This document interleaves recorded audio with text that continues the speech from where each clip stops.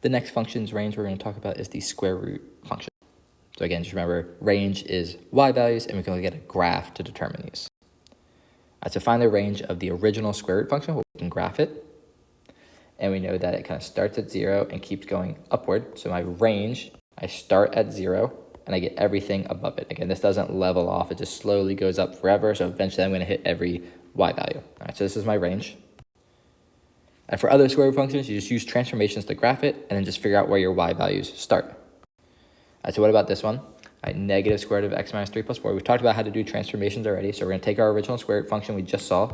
We're going to shift it right 3, up 4, and then flip it upside down to get this graph. So right 3, up 4, flipped upside down. What's the range of this? Well, we can kind of see it starts at 4, and then it's going to go down forever from there. So I'm going to hit everything below 4, and that gives me this range.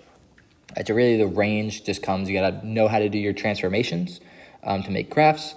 There's a few shortcuts you might be able to work out for yourself. I don't really want to give you those because shortcuts don't always work. For the problems that I give you, they probably will. But general strategy for range, graph it, kind of see what y values you have.